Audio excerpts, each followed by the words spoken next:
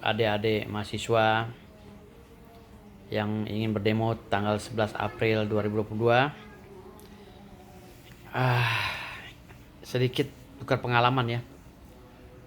Udah puluhan demo yang saya pimpin ya, termasuk demo 98 ya di lapangan. Terakhir demo di Bawaslu waktu Pilpres.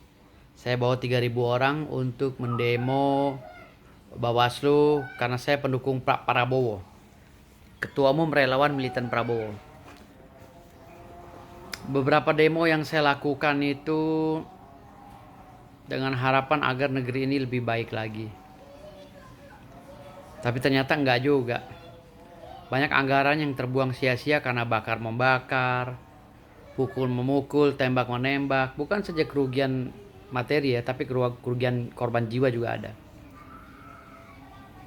Dan setelah saya pikir-pikir, demo ini kan bermula dari ketidakpuasan ya. Ketidakpuasan kita akan kinerja pemerintah. Udah 11-12 sebenarnya. Pemerintah juga keterlaluan kerjanya ya kan. Kalau kerja semau-maunya tanpa memikirkan rakyat ya kan. Bicaranya konstitusi tapi banyak juga yang dilanggar oleh aparat pemerintah ya, oknum. Banyak bicara konstitusi ya kan, bicara ini itu hukum, undang-undang, dan udah pret, udah. Saya ini udah capek melihatnya. Tapi pesan saya untuk adik-adik mahasiswa besok yang demo 11 April ya, saya nggak tahu tujuannya apa. Katanya ingin menggagalkan Jokowi 3 periode.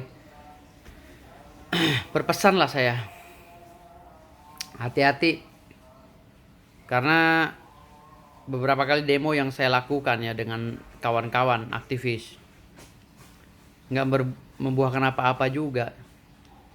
Tetap secara konstitusional ruang-ruang menyuarakan suara rakyat itu juga sudah disiapkan oleh pemerintah secara konstitusi, seperti DPR RI ya, badan pengawas di pemerintah ini ya kan, bahkan pengadilan untuk mengejawantahkan apa keinginan kita ketika kita protes kepada pemerintah. Dan pasca amandemen ya Undang-Undang Dasar 1945 tentang mengemukakan pendapat ya, dan tentang memakzulkan seorang presiden, rasanya walaupun demo 90% masyarakat Indonesia demo presidennya turun, rasanya ya kalau memang mengacu kepada undang-undang dan konstitusi nggak bisa presiden dilengsarkan, nggak bisa. Dan saya juga menyayangkan ya, banyak orang yang memprovokasi saat Pak Jokowi ini memimpin. Banyak banget yang memprovokasi ingin Pak Jokowi dilengsarkan. Kalau boleh jujur, Pak Jokowi ini memimpin banyak gangguan. Kalau nggak ada gangguan mungkin Indonesia udah maju banget, 10 tahun lebih maju ke depan. Tapi karena banyak gangguan, banyak aktivis yang ini udah cukup sabar Pak Jokowi menurut saya. Kenapa? Karena banyak banget aktivis yang vokal, ngomong ngelantur ngalor ngidul. Nggak ditangkep-tangkepin. Coba presiden-presiden terdahulunya. Mungkin udah di Pulau Kelor kali, tinggal tengkorak sama bangkainya. Ini Presiden Jokowi ini bijak banget, bijaksana banget, dan ya Allah, nggak pernah kita temuin lagi presiden kayak Pak Jokowi. Gue bukan pendukung Jokowi, ingat, gue bukan pendukung Jokowi. Tapi gue protes ya. Protes ketika masyarakat ini mengganggu kinerja pemerintah yang sah. Terlepas itu Jokowi menangnya beginilah begitu dengan isu katanya curang begini. Enggak curang. Secara de facto dan de jure dia menang konstan ya. Kontestasinya menang di Pilpres 2019. Pemenang pemenang kontestasi. Belepotan gue saking emosinya. Jadi Pak Jokowi ini jangan disalahin lah, dia lagi kerja kesono kemari. Kalian tahu nggak? Apa kalian tahu pada saat Pak Jokowi pertama kali jadi presiden, anggaran negara itu menjelang defisit. Sampai gaji ASN aja nggak ada buat gaji ASN. Itu isunya beredar begitu loh. Dan saya pernah demo Sebelum Pak Jokowi itu jadi presiden, saya pernah demo. Demo salah satu koruptor yang makan uang rakyat sampai ribuan triliun. Nggak tahu kasusnya gimana.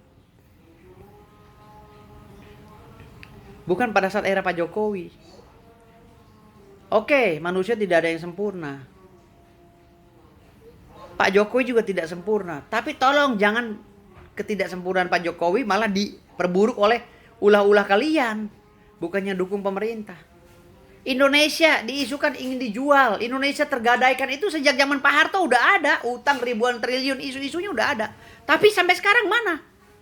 Kita udah berkali-kali hancur. 98 waktu kami demo hancur Jakarta. Bahkan sampai keluar daerah. Hasilnya apa? Puluhan tahun ekonomi kita merangkak. Dan sekarang ekonomi kita lagi sedang merangkak-rangkaknya naik. Pasca kerusuhan 98 dan pasca COVID-19. Ada lagi ketidakpuasan begini begitu. Kalau ngelengserin Jokowi, siapa mau jadi presiden? Gue gak yakin bakal jadi bener. Gitu. Kalau menolak Jokowi 3 periode, 10 periode pun gak masalah, asal dia kerja bener. Bagaimana dia cara memimpin dan bagaimana cara dia mengisi kas negara yang kosong pada saat itu. Karena koruptor-koruptor sebelumnya, kita gak usah tutup mata lah. Cuman rasa etika Pak Jokowi aja masih kedepankan. Kalau nggak dibongkar semua itu. Gue sedih melihat Pak Jokowi ini 10 tahun kerja di rongrong terus sama aktivis. Aktivis apa sih? Ilegal juga kok. Gak ada izinnya. Aktivis apa? Kalau kayak kita ya aktivis beneran. Punya izin di pemerintah ini. Kalau ini apa? Memprovokasi terus. Gue pengen tuh debat tuh masih siapa? Yang katanya ini apa? Orang paling pinter tuh. Aldo siapa tuh? Aldo. Gayanya udah kayak orang megang negara aja si Aldo tuh. Coba debat sama gue ayo. Apa sih yang dimau? Gak usah debat sama Jokowi sama pemerintah lah, sama gue debat ayo, mau lu apa? Mau ngancurin negara. Lalu terus uangnya buat bangun lagi. Dari mana uangnya? Apa lo setelah ngomong begitu lo ngancurin negara? Puas lo? Negara hancur. Setelah negara hancur lu solusinya apa? Presiden baru lagi. Siapa presidennya? Gimana? Mana bisa presiden dilengsarkan lalu masuk lagi presiden baru dengan cara lo, pemikiran lo, nggak bisa. Ya, udah gitu aja. Makasih banyak. Wassalamualaikum warahmatullahi wabarakatuh.